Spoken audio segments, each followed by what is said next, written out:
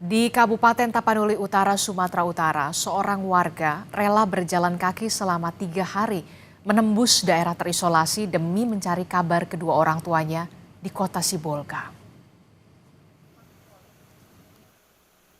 Pasca bencana longsor dan banjir di Sumatera Utara, akses jalan masih terputus. Jalur komunikasi juga sangat terbatas dan membuat sejumlah warga harus melewati medan curam berlumpur dari Tarutung ke Sibolga untuk bertemu keluarga. Salah satunya Septiana Huta Barat. Ia bersama puluhan warga lainnya melewati lumpur, mendaki bukit untuk segera berjumpa dengan keluarga. Septiana berangkat dari Tarutung berbekal makanan seadanya. Ia dan warga lainnya terkadang mendapat makan saat melintas desa dan mencari tumpangan untuk singgah bermalam. Namun sebelum tiba di Sibolga, Septiana bersyukur ia bisa berjumpa dengan adiknya yang mengabarkan bahwa kedua orang tuanya dalam kondisi sehat dan selamat, serta memiliki cukup bekal untuk beberapa hari ke depan. Jalan kami dari rimba-rimba ini kayak gila kami jalan menuju hulu, bukit lagi. Gitu lah, terus pulang pun begitu, balik ke sini pun begitu, nginap lah kami di tempat orang, dikasihlah makan, dikasihlah baju. Gitulah Pak perjalanannya. Jadi hitungan dari Kamis sampai ini hari Minggu kan, udah berapa hari? Kamis, Jumat, Sabtu, Minggu, 4 hari lah di perjalanan. Sejak hari pertama bencana, tim SAR memang terus berupaya membuka jalur Tapanuli Utara menuju Sibolga, di mana jalur ini merupakan ruas yang memiliki longsor paling panjang dan berat. Dalam area yang terisolasi tersebut, sejumlah warga masih bertahan dan mulai kekurangan stok kebutuhan pokok. Roganda Malau, Kompas TV, Tapanuli Utara, Sumatera Utara. Dan untuk mengetahui bagaimana penanganan serta situasi terkini banjir dan juga longsor di Tapanuli Utara, kita sudah terhubung dengan jurnalis Kompas TV, sudah ada Jona Hamonangan dan juga juru kamera Febri James. Selamat pagi Jona. Jona, bisa Anda gambarkan kepada kami semua di pagi hari ini, bagaimana sebenarnya skema penanganan dan juga evakuasi korban hari ini? Apakah cuaca bisa dikatakan mendukung di pagi hari ini, Jona?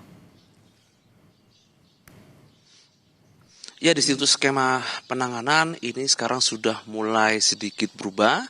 Jadi kalau kita perhatikan dari beberapa hari ini, fokusnya adalah memberikan distribusi logistik seperti misalkan airdrop ataupun dorongan logistik seperti misalkan pesawat yang mendarat, misalkan apakah di Silangit apapun di Sibolga. Sekarang kalau kita lihat dari penanganan sudah mulai humanis. Kami mendengar tadi sudah ada paparan mengenai rencana misalkan distribusi seperti BBM sudah mulai masuk. Dikarenakan memang kalau kita perhatikan dari adanya Pertamina sendiri memang agak sedikit terhambat dikarenakan adanya genangan yang cukup tinggi mungkin di sekitar daerah Belawan. Nah, tapi sekarang sudah mulai masuk, komunikasi juga sudah mulai bertahap, sudah mulai ada dikarenakan distribusi Starlink sudah diberikan. Jadi memang tidak semua masyarakat, tapi memang satu demi satu masyarakat sudah mulai bisa berkomunikasi apakah ada di posko ataupun titik lain. Nah, rencananya memang kalau kita melihat dari gelaran hari ini, mulai dari TNI Angkatan Darat, khususnya Kodam 1 Bukit Barisan sebagai pengendali wilayah, ditambah lagi dengan BNPB, terus ditambah lagi dengan dari kapal dari Angkatan Laut yang sudah mulai akan masuk ke wilayah Sibolga, dan juga Angkatan Udara yang masih terus melaksanakan airdrop, apakah mungkin ada di daerah Sibolga ataupun daerah di sekitar Tapanuli dan sekitarnya, ini memang terus dilakukan. Jadi tidak hanya dorongan logistik berupa sembako melalui jalur airdrop, tapi juga sudah mulai adanya pengaman distribusi seperti misalkan bahan bakar dan sebagainya. Untuk pembersihan jalan atau pembangunan jalan, ini memang kendalanya adalah tidak hanya cuaca, tapi juga adanya misalkan seperti jalan terputus, ada seperti batu besar ataupun ada seperti lumpur. Jadi kecepatannya memang sedikit berbeda dibanding hari-hari sebelumnya. Ketika medan semakin berat, maka kecepatan untuk menyelesaikan memang agak sedikit melambat. Tapi ini terus dilakukan baik pagi, siang, sore, malam. Seperti misalkan beberapa waktu yang lalu kita ke daerah Adian Koting dan melihat bagaimana kerja dari Batalion Zenit Tempur 1 Kodam Bukit Barisan. Mereka terus melaksanakan pembersihan dan juga recovery. Jadi menggunakan alat berat, mereka memindahkan batu dan juga mereka menghitung atau memastikan jalan tersebut apakah aman atau tidak.